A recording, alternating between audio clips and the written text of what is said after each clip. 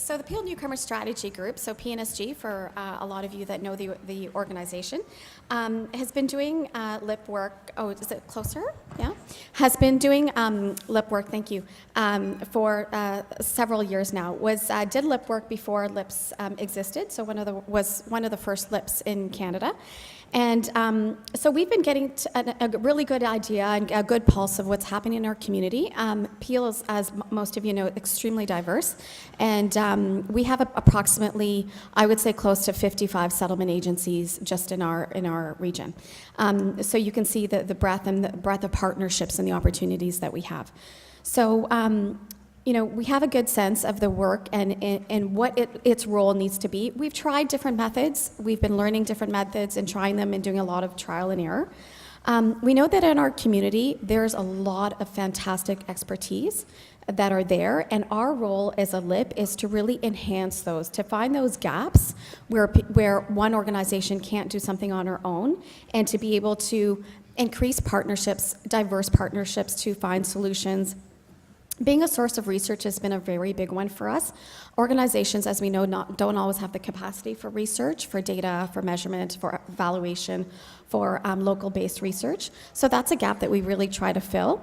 And we are also aware that a big part of our role is also championing the issue in our community and being that voice that brings all the settlement and mainstream organizations and at provincial or national tables around what some of the key issues are in our region and across.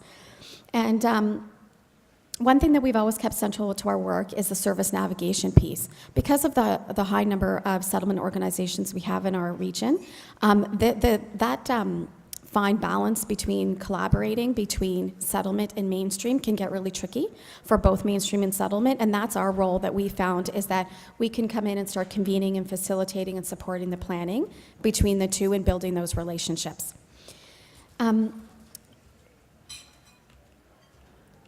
Okay, so over the years, we've identified some key functions that we feel are really pivotal to the work that we do.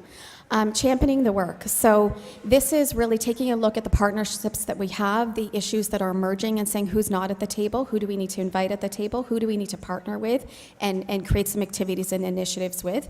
Definitely from a policy standpoint and an emerging trend standpoint, we can bring voices together and be able to advocate for some of our issues. We use we recognize ourselves as a backbone organization, so more of that collective impact piece, and so we do provide that backbone support, bringing the expertise that might not be in our community and inviting them to start participating at our table. Convening is something that I think all of our LIPs and RIFs do really well, is being able to bring the right people to the table that might not know each other, right? And we've been actually getting more into the evaluation field than ever before. We've been asked to do several evaluations. We are overseeing, and we've implemented our resettlement assistance program evaluation. So Peel now has a RAP, and we've been following the families and seeing, evaluating the success of being able to provide wraparound services for refugees in our communities. We're also the holder of the immigration portal that we have in the region, so being able to connect the portal to employers, to researchers, to service providers to see how we can continuously enhance the portal is a big part of the work, and of course service navigation, so building those relationships between mainstream and settlement. And we've been identifying some gaps in terms of what are settlement organizations feeling is lacking in terms of their relationships with mainstream, and how do we bridge those gaps for them and with them. Okay, so this is a little bit of an idea of how we've used collective impact. I can definitely say that the Peel Newcomer Strategy Group uses a hybrid between collective impact and results-based accountability. We are most definitely not one or the other, but see the value in using a hybrid approach. So in terms of our common vision, that's our strat plan, that's our community plan, that's where our community and our stakeholder voices are that identify our agenda and the work that we want to move forward. Our shared measurement is our indicator work. So attached to every strategic plan or priority that we have some key indicators that we use to measure, and I'm going to get into what some of those are and aren't.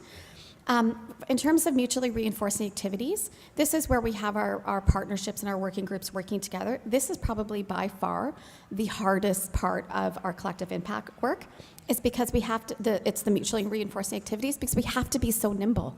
The priorities that are out in our community might not always be the priorities that we set out in our strategic plan, but to be mutually reinforcing in our activities, we need to be nimble so we can still resonate with our community and our partners. Continuous communication, much like you, we use a lot of different platforms. We have an annual collective impact report. Our latest one will be launched in about a month or so. And we use our communication vehicles both internally and externally to be able to ensure that everyone is kept in the loop with the work that we're doing. And like I said, backbone support around bringing the staff expertise and bringing communities together to move the work forward.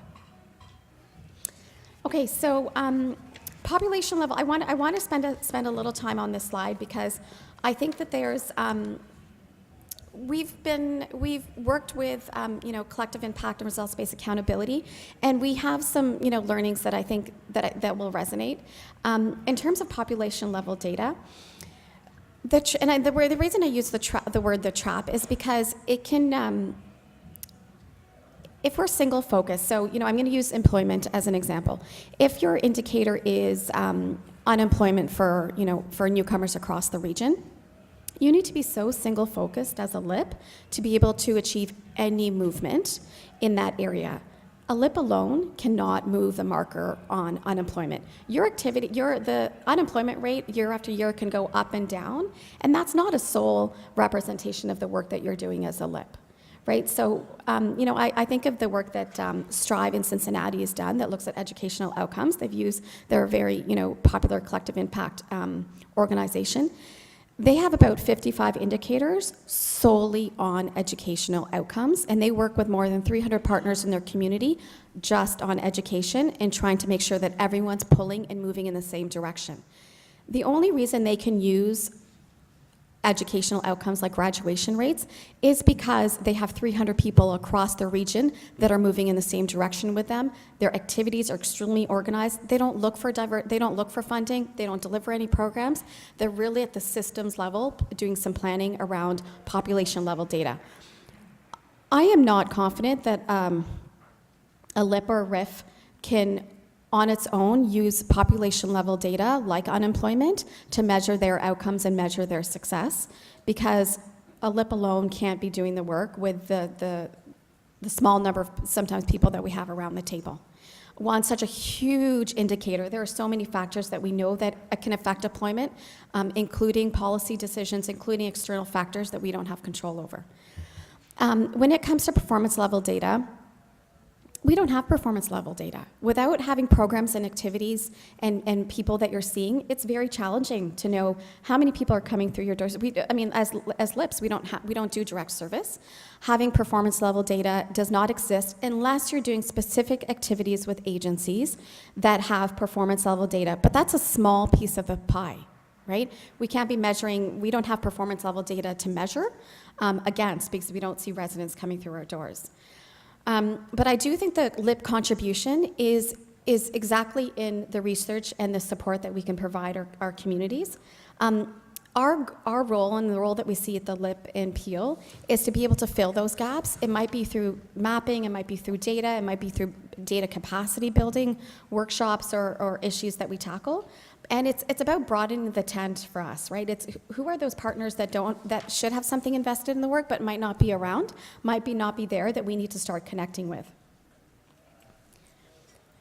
Okay, I wanted to just showcase some of the work that we're doing around the data collection community partners table. So this is a table that's been in existence for the past, I'm going to say about 4 years or so, around in the region of Peel. Their main goal is to start having conversations about disaggregated data across the region. So that's really supporting conversations and having the space to have conversations around data around race, ethnicity, visible minorities, sexual orientation, all the data that we don't typically get our hands on. Because, if you take a look at Stats Can data, it's very high-level data. It's not broken down by gender. It's not broken down by race or ethnicity or newcomer status. We typically get, the general numbers around the data. But this table, what they're doing is having some very intentional conversations with people, institutions like the school board and police to say, how is it, first of all, we know you collect disaggregated data. How is it that we can support each other and work together and, go through data protocols, go through MOUs to say how we can use the data so we can have better planning in our communities, right? And when I think of graduation rates, and I give this example often, is that we get graduation rates at year 4 and year 5, right? Like how many students are graduating in 4 years and 5 years. Great data. It's moving in the right direction. Things are happening. We're getting better in terms of that. But from a community perspective, what's most important for the community is who's not graduating. That is where we build our interventions. That's where we get very intentional to see what we can do and how we can fill the gap. So we've been working with our school boards to say, great, we're moving in the right direction with graduation rates, but we want to hear from you. What is the typical profile of a student that does not graduate? What is their newcomer status? What is their gender? What is their age? How is it that we can get specific data so our organizations on the ground that are supporting youth can start building some very targeted outreach strategies and targeted programming around supporting youth that we know typically don't graduate? So one piece of work that we did that we saw some real traction around was the data collection community partners table provided some workshops. And these workshops were basic to some sophisticated ones. There was, so I've listed the 3 that we've done so far, dispelling the myths around data.